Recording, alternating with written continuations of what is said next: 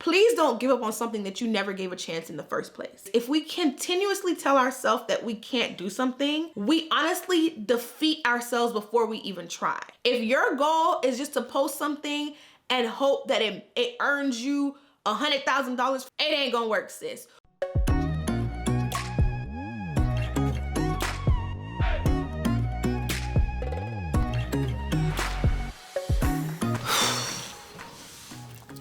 Today, we are getting into some things. We are talking about the hottie toddy commodity of the century, and that is Instagram. Is Instagram still a good platform to grow your brand and business? This is one of those questions that I'm starting to get so frequently. And in today's video, I am going to share my thoughts on it and give you the strategies that I have when it comes to social media in general. If you're excited for this video, if you're excited for this talk, grab your teacup, grab your notebooks if you want, and get comfy because we are getting into some things. Before we dive into today's video, I am Chanel, the brand hustler, and this is a channel for all my hustle babes who are interested in gaining insight on the entrepreneurial journey while learning essential marketing and business tips for their brand. So if that sounds like you, make sure that you go ahead and hit the subscribe button and join the Hustle Babe community. Tap the notification bell as well because YouTube be tripping sometimes and you want to know the next time that I upload. Now, let's get into the question. Before I can even answer the question to tell you whether or not Instagram is worth your time if you want to grow a brand and grow your business, I must first address why do people are mad. So why are the girls mad at Instagram in the first place? And pretty much people are mad because they feel as if Instagram has abandoned its entire purpose. Instagram was created originally to be a photo posting platform. Obviously, since then, they developed into carousels, they added stories, and they added videos. People are more upset now at the fact that Instagram seems to be keeping up with the Joneses. They can never make up their mind. They're always rolling out with a new update, something that people didn't ask for, new features, like all of this stuff that people feel like are complicating the platform and making it harder for them, especially for the small business owner, to get a grip on what the heck is going on so that way they can grow their business, increase brand awareness, and really just connect with their audience, right? And the funny thing is, I agree with a lot of it because the sole reason why Instagram created IG Reels in the first place was simply because it couldn't have TikTok. And this is honestly what a lot of multimillionaires and billionaires do. They go after smaller companies to acquire them. And so Mark is a person that if he can't acquire you, he's gonna try to beat you. Which, I mean, it's worked for him. But from the consumer standpoint, from our point of view, that's not what we want. We just want the platform that allowed us to share our most beautiful moments, share our beautiful products, and literally just connect with people who love our brand as much as we do. When we look back at what Instagram was though, and when we look at it right now, I want you to honestly ask yourself, with the features that Instagram used to have, the carousels, regular in-feed posts, stories, were you actively using them to the highest potential? The second part of that is right now with all the new features that Instagram has, the reels, lives, guides, product tagging, and all the things, are you actively using majority of those to the highest potential? If the answer was no to both of those questions, I think the only fair response from you as a business owner is to say, well, you know what? I can't really hate Instagram or say that Instagram doesn't work because I haven't fully tried it. Okay? And that's not to say that I'm on Instagram's side. I'm not. I'm very much on the side of the small business owner because I too am a small business owner. But the thing with mindset is if we continuously tell ourselves that we can't do something, we honestly defeat ourselves before we even try. Regardless of what my honest answer is about Instagram, have you tried? Have you tried to maximize it to its full potential? If the answer is no, please don't give up on something that you never gave a chance in the first place. And then honestly, when you compare then and now, and you look at the people who are complaining, it honestly has me thinking that back in the day when it was just carousels, when it was just in-feed posts, when it was just stories, there were also people complaining then too. Just like there are people complaining now. And so back then, it was a matter of mastering the hashtag, mastering post frequency, mastering when to post, mastering the caption, and doing all those things. Whereas now, the dynamic has shifted a little bit, but still I kind of see some of the same people upset. And that honestly boils down to something greater than an algorithm. It boils down to something greater than a platform. And that is the type of content that you create and the goal behind that content.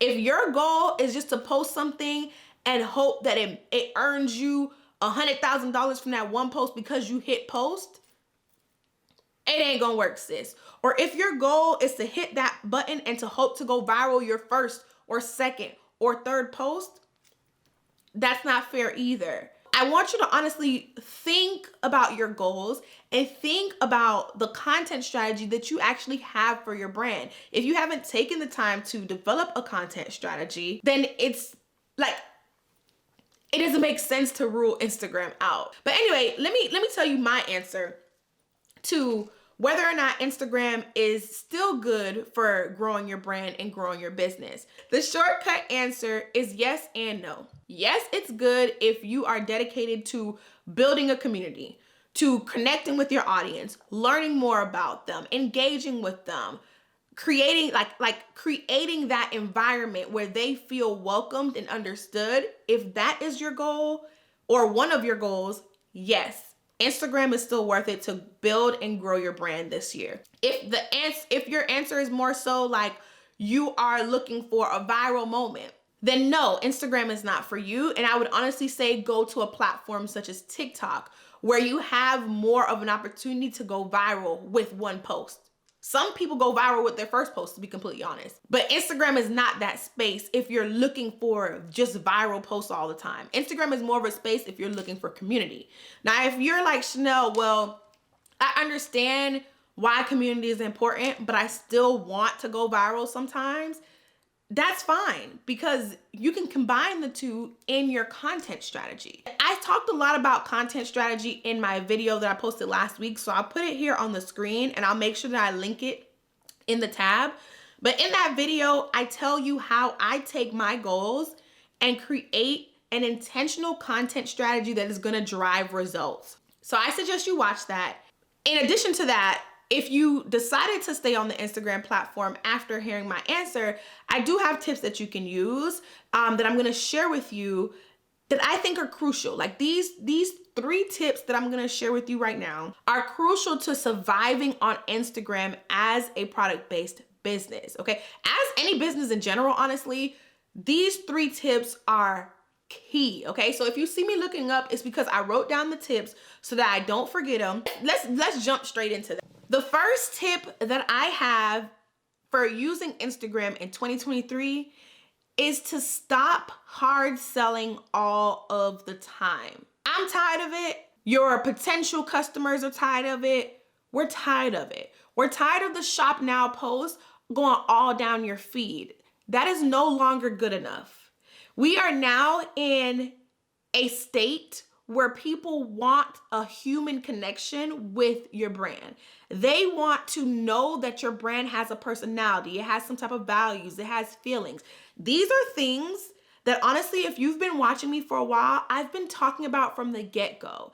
And so back in the day, it was easier for you to neglect things like brand values, brand story, brand personality, and all the things because you were busy and caught up in the hacks of a platform that you maybe saw some luck in that. But now more than ever, it's going right back to the foundational values that I've been preaching from the jump which is the core. It's your brand. And it's important for you to build that before you employ any strategy, before you employ any hack.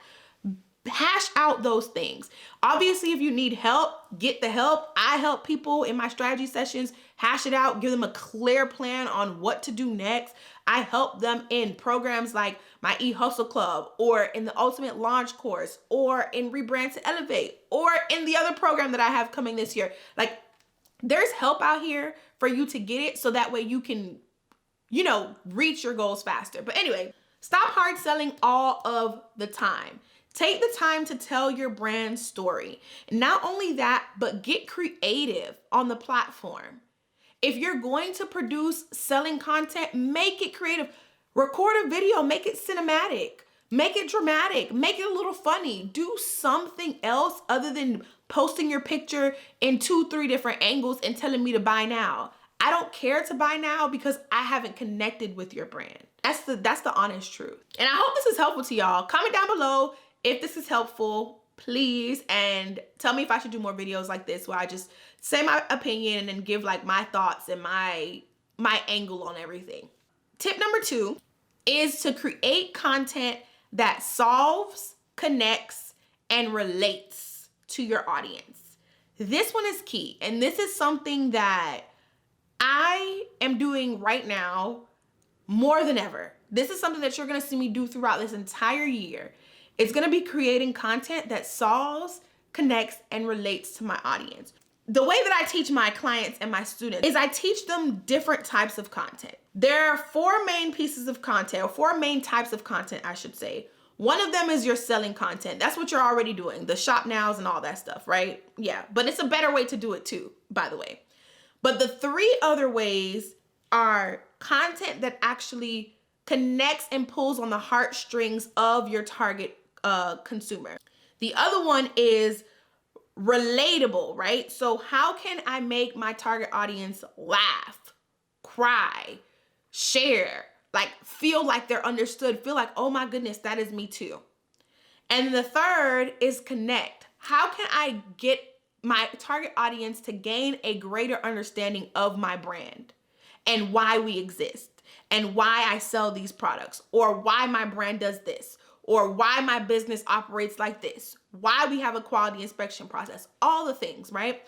Those are the 3 types of content that I stress in addition to selling content. So in addition to pushing your product's features and benefits and all that stuff, you need to have the other 3 types of content so that way you can solve things for them, connect, relate, and then sell to them as well. I put together a content planner, and I'll actually go behind the screen and kind of walk through it with you guys. But it's more than a content planner. It's actually like a content toolkit that I created on Coda. You can create a free Coda account to access this. You don't have to pay anything to actually access it. But in order to get access to the toolkit I built on Coda, you are gonna have to pay for it. It's not a lot, I promise. You'll get the link in the description box, but I'll walk through this planner with you, or this toolkit with you, because in the toolkit, I have mini lessons on how to decide what type of content to post, when to post your content, what types of content. So all the content I just laid out just now, I explain that in my mini lessons. I also talk about consistency and how to develop consistency and things like that. So I'll actually insert that clip right here so you can see it. This is my social media content planner and toolkit. I want to walk through how I use it so that way you can have an understanding of building your own, or you can just grab this template, honestly, and then use it like I built it out for you. So the first thing is I like to look at my content dashboard because it gives me a quick snapshot of what is coming down the content pipeline, like what content is being planned, what content is being designed, produced, and all of that. I love it because these numbers actually change as I work through my content. Then my absolute favorite thing is the brainstorm list that I created. So I come up with content ideas when I'm traveling, when I'm at the grocery store, and all these weird places. So I love to pull up the brainstorm view on my phone and just add my content idea to this list and then come back and build it out. And so when it's time for me to build it out, I open up this table view where I then select the content type and pillar, and then I also select what platform this content is going on. And I can even open up my planning tool to then hash out all of the exact details for this piece of content. Another thing that I love is my content checklist. So for every piece of content that goes out, I follow this checklist to make sure that I've dotted all my I's, crossed all of my T's. Now, my absolute favorite thing about my content planner and toolkit is that I have an audit section and an analyze section. So for me, every single month, I audit my content to see how it's performing so that I can make smart decisions on how to move forward with my brand. And so this is like what my social media audit looks like. And I do this every single month, as you can see. I then come at the end of the quarter and analyze that data. So I basically put together all of the numbers from the month, and I make my decision on what I'm going to keep doing, what I'm going to stop doing, and what I need to tweak for my brand's content. So hopefully this is helpful to you. All right, and so last but not least, tip number 3 is to employ a multi-post strategy. Instagram always changes, yes. Instagram always introduces new things. Also, yes. The goal that you should have is to figure out how each new feature that Instagram releases can impact your brand. And once you figure that out, make goals and then see which one of those features can help you to reach those goals, okay? So for example, if I had the goal of reach, right now Instagram will tell you over and over till they're blue in the face that reels are a way to reach a greater audience.